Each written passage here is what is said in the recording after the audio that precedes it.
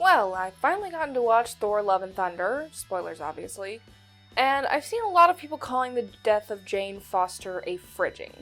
And those people are wrong. Fridging, like Mary Sue, has become such a catch-all term within fandom spaces that people seem to have lost the original intent behind it.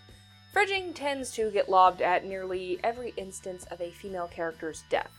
First of all, anyone can be fridged, not just women, but it does most often apply to the killing off of women and minorities. And it's not just limited to character death. Any case of a character's pain being used to motivate someone else's story can be called fridging. I'm going to be borrowing from my review of Star Trek, the original series' Sitting on the Edge of Forever, so forgive me if you've heard this speech before. The term fridging, or women in refrigerators, can be credited to comic writer Gail Simone, referencing Green Lantern comic number 54, in which Kyle Rayner's girlfriend Alexandra DeWitt is murdered and her body is left in a fridge for Rayner to find. Simone created the expression to describe the common phenomenon of women in comics being killed off, often in shocking and horrific ways for pure shock value, to spur a male character into action, while rarely giving these women agency in the narrative and letting them develop. They are there to be emotional cannon fodder. It sends a message that women are disposable. Jeff Johns once countered this by saying that women are killed off for dramatic effect more often, not because writers just hate women and want to see them suffer, but because society sees women as vulnerable and in need of protection, whereas men's deaths are usually seen as mere casualties. This is why meninists often cite the higher statistic of men dying in combat in response to conversations about violence against women as a sort of bad faith gotcha. And there might be something to that, the fact that we see men's lives as less precious than women's. But it's the fact that when men die in fiction, they usually have some agency in the story, whereas women are helpless objects. Comics in particular have had a nasty history of fridging. No conversation about this topic would be complete without bringing up Gwen Stacy. Gwen Stacy was killed by Norman Osborn not because she in any way got herself into that situation by choices she made. She wasn't killed because she was investigating the Green Goblin and got a little too close to the truth or something. She was drugged and kidnapped because she was associated with Spider-Man. The writers of the Amazing Spider-Man comic killed Gwen off because she and Peter getting married didn't jive with their vision for the future of Spider-Man. What's worse is that Peter's grief over Gwen is used to bring him closer to his new love interest, Mary Jane. Yuck.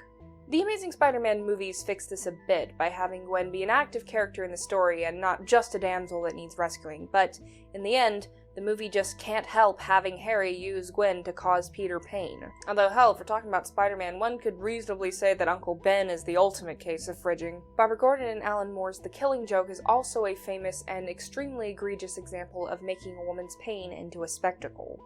The Joker shoots Batgirl, permanently paralyzing her, and sends pictures of her naked, broken body to Jim Gordon just for the sake of driving him insane. Even Alan Moore said later on that he regretted using Barbara in such a way. One could easily argue that Frank Castle's entire backstory is a case of fridging. Castle's wife and kids are murdered in front of him, causing him to go insane and ruthlessly kill any and all criminals he can find. The pilot of cultural behemoth Supernatural fridged not only one, but two women, Sam and Dean's mother Mary, and Sam's girlfriend Jess.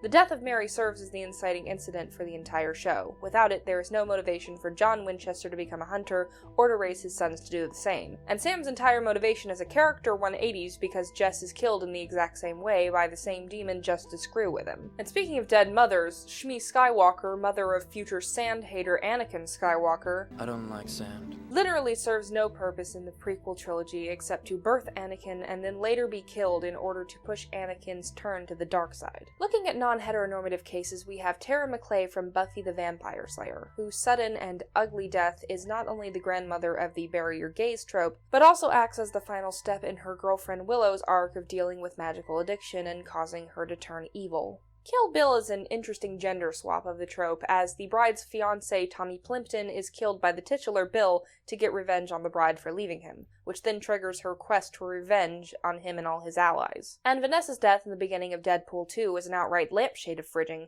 as the film is 100% aware of what it's doing. Fridging is a lazy, overused, and sometimes downright harmful trope.